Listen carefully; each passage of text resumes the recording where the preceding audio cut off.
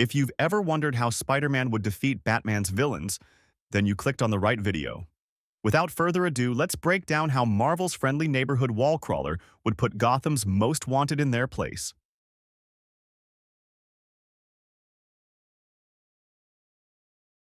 Dr. Kirk Langstrom might appear like your typical run-of-the-mill creature feature at first glance, but he's actually one of the DC Universe's most tragic figures. But that's beside the point. We're not here to share sob stories. We're here to see how bug-based heroes would kick bat-based villain ass. So, as Man-Bat, Langstrom has vampiric powers where he can transform other people into fellow human bat hybrids by biting them. Then, there's the fact that Man-Bat has, well, batty physiology. You know, wings, claws, fangs, the works. But here's the thing, people. It's that same bat-like physiology that would prove to be Man-Bat's downfall against the web-slinger. Much like a real flying rodent, Man-Bat uses sonar and echolocation to pinpoint his targets. And when you have sonar, that means you have super-sensitive ears. Now, Spider-Man has a lot of experience defeating villains who are weak against sound. You know, like Venom and all those other symbiotes. And those guys even have the advantage of being able to evade Pete's spider sense, an ability that Man-Bat does not have. In fact, forget about a fight. With how quippy and chatty Spidey gets when he dukes it out with his enemies, the sheer sound of his voice would probably be enough to make Langstrom's ears bleed. Oh, and if you thought that Man-Bat could just turn Spidey into a spider-bat with one of his bites. Well, here's the thing. Spidey's blood is radioactive. It can terminate any infection within it, not to mention that Man-Bat biting Spidey would prove more lethal to him. Because again, Spidey's blood is radioactive.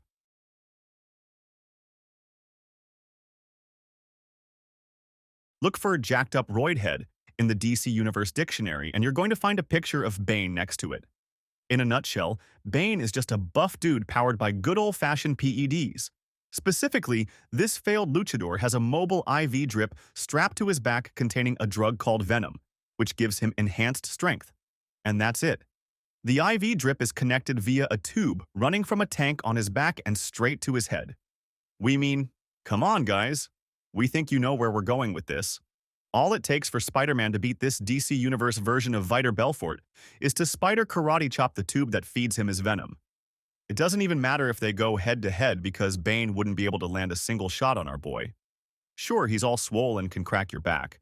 But that's only if you don't have the proportionate agility of a spider, and of course, that pesky spider sense.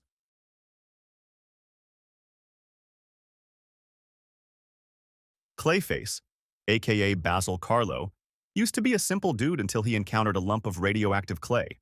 This ultimately turned him into the looming, shape-shifting supervillain known as Clayface. Now, he might not be an A-lister, but Clayface has given Batman problems time and time again. Clayface has the ability to control the density of his physique, which means he can make it as soft as silly putty in order to change his appearance or get rock hard to bash Bats' head in. In addition to that, there have been times when Clayface was shown to have corrosive properties in him too. But the handiest skill that this Bat villain possesses is his shape-shifting powers. So, not only is he a great bruiser, but Clayface can F with your mind too with some shape-changing shenanigans. Well, the Dark Knight might find Clayface to be a relatively strong foe, but Spidey will probably end this walking clump of Play-Doh with ease. For one, Clayface is weak against hardening compounds like liquid nitrogen. And guess who's got a PhD in being a science smarty-pants? That's right, it's Spider-Man. All the wall crawler would need is a few minutes in the lab to whip up a canister of the thing, thwip it right in Clayface's, well, face, and, as Mike Goldberg says, it's all over. Oh, and forget about his shape-shifting abilities.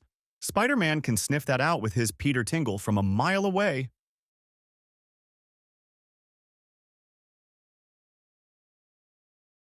Alright, so now we're getting into more formidable territory here.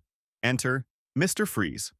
You probably know all of this by now, but as the name suggests, Mr. Freeze uses ice-based equipment to wreak havoc all over the city. His main weapon's his freeze gun, but the real thing that makes Mr. Freeze such a unit is his cryosuit. You see, Victor Fries suffers from a condition where he has to be in constant sub-zero temperature to survive. His cryosuit allows him to remain in this state. So, to ensure that his cryosuit always remains functional, Mr. Freeze made sure to keep the thing airtight and nearly indestructible. Now, let's presume that Spidey's super strength isn't enough to puncture a hole in Freeze's suit. Webbing up the villain won't do much either, other than subdue him. In this case, Spider-Man would have to rely on some sort of environmental advantage to win the day.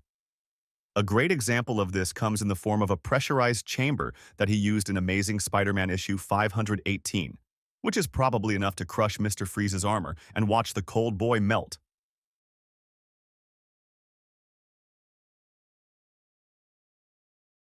Killer Croc is another one of those bruisers that relies on their physical prowess to cause chaos all around the city. As such, Spider-Man can hold his own against this thick-skinned brute.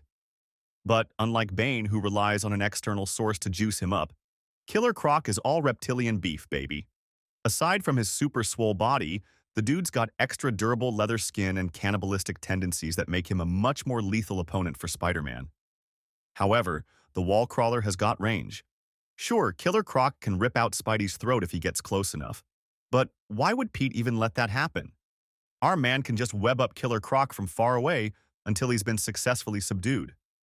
Hell, Spidey can even pull off that gangland-style move he planned on using on Kingpin when they fought during the Back in Black storyline and give Killer Croc a mouthful of webbing to suffocate the reptilian supervillain.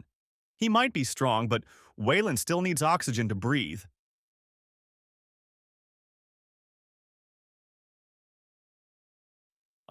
Edward Nygma. He's a genius, there's no doubt about that. And although he's just a regular guy without any superhuman powers to speak of, his intellect is more than enough to compensate for his lack of super strength, laser eyes, or ice breath. That being said, Peter Parker is a gifted dude too, and we can bet that he can survive the riddle-based traps that Nygma has up his sleeve. However, there's one department where Spider-Man edges out the Riddler. Sure, there are a couple of smart Alecs who can go tit for tat in the intellect department. But the Riddler has one gaping weakness that the wall crawler can easily take advantage of. And that, people, is Edward Nygma's compulsion to always leave clues to his crime in the form of his tedious riddles. In addition to that, Nygma has certain hang-ups and insecurities whenever his mental prowess is put into question. And you know who's really good at grinding his opponent's gears with clever quips? That's right, it's your friendly neighborhood Spider-Man.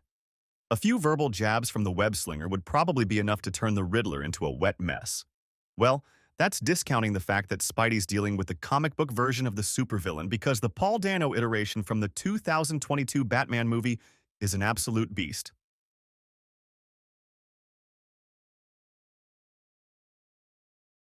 All right. Ra's al Ghul and Spider-Man duking it out in a fist fight would be a pretty decent matchup, but that's just too boring. Besides, Ra's true power lies in his influence. That is to say, he's one crafty dude with a literal army of ninjas at his beck and call. Yes, Spider-Man can mow through Ra's League of Shadows. But what would really make this encounter stand out is if he offered Spider-Man a deal. Just imagine, what if Ra's offered Pete the chance to resurrect Uncle Ben using one of his Lazarus pits? At this point, we're not even interested to see how Spider-Man's going to beat this supervillain. We just want to see all the drama unfold and let these characters take us on an emotional roller coaster about letting go.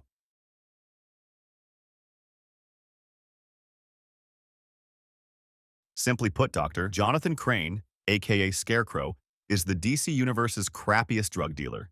He's just an insane dude slinging dope that makes its users experience their worst fears. So, yeah, there's really not much to say about his combat prowess here. To be completely fair, though, we've seen Scarecrow come up with creative ways to spread his fear toxin all over Gotham, whether it's spreading it in the city's water supply or using weird-ass syringe fingers to jab you with the damn thing. Now, if Scarecrow would meet Spidey head-to-head, then it's a done deal that he's going to get his ass kicked. Remember, he has to get the fear toxin inside you in order for it to take effect. Attacking the wall crawler directly would just activate his spider sense and allow Pete to dodge until he gets a clean shot at Scarecrow. But if it's a case where Scarecrow got all crafty with it and, say, unleashed a citywide aerosol agent containing his fear toxin, well, that's going to be more interesting. Pete probably won't get his trademark tingles, which means he'll probably feel the effects of Scarecrow's drug. Here's the problem, though. There's nothing scarier than a Spider-Man having a paranoid episode. Pete might freak out, but we bet limbs will literally be ripped along the way. And who knows? Maybe Scarecrow won't be so lucky to dodge one of Spider-Man's fear-fueled rampages during this encounter.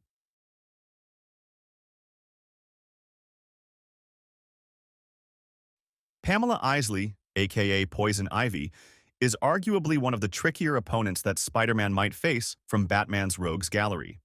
On one hand, she has the ability to basically create plant life, no matter how big or small it is. Sure, it would be easy enough for Peter to drop by the nearest hardware store and get himself a bag of weed killers to kill Poison Ivy's babies. But the real threat here is Ivy's ability to mind control anyone she kisses. Again, you might say that Spidey's trademark tingle will just kick in whenever Pamela tries to lock lips with him. But here's the thing. Pete has got a really bad track record when dealing with evil hotties. We've seen him fall head over heels with the likes of Felicia Hardy. So there's a good chance that he's going to let Ivy give him a smooch, especially considering that Pamela is a redhead. And we all know Pete's got a thing for redheads. All in all, we're going to say that Spider-Man might be able to defeat Poison Ivy if he manages to keep it in his pants for even a few minutes.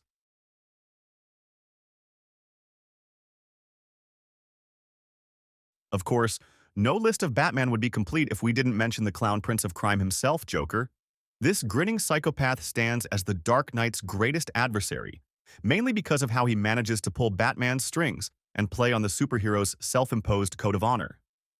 You might be able to guess that Joker and Spider-Man's fight would pretty much end the same way as when the Prince of Knaves battles the Caped Crusader. That is to say, either Spider-Man or Batman wins in the end, but it's a costly victory because Joker probably did something to make these heroes question their morality. Well, here's the thing.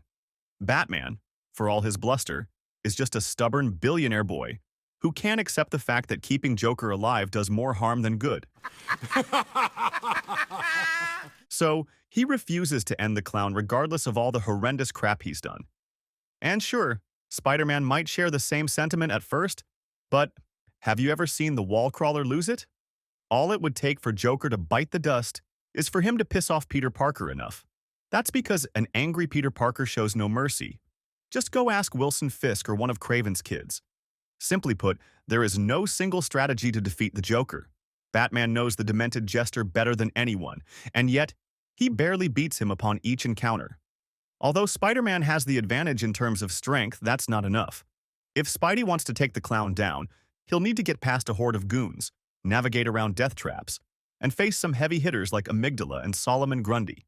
Although Spidey can zip through booby-trapped rooms and beat an army of henchmen without breaking a sweat, he'll have to do a lot more to best Gotham's most infamous supervillain. If Spider-Man had Joker cornered, the insidious prankster wouldn't worry, since he always has another trick up his sleeve. By exposing Spider-Man's friends to the Joker toxin, the Clown Prince of Crime would force the wall-crawler to choose who to rescue. If Spider-Man managed to save everyone, the Joker would activate a timed explosive to blow up a building full of hostages. It wouldn't matter if Spider-Man deactivated the bomb in time, because the Joker would have 10 more schemes ready at the drop of a hat. Even if Spider-Man caught up with the Joker and had him beaten and handcuffed, the chances of defeating him without suffering a single casualty are slim to none. How do you think Spider-Man would beat Batman's villains? Let's talk about it in the comments section below. And don't forget to like, share, and subscribe to our channel for more amazing comic book videos. See you soon. Only here at KRTV Marvel.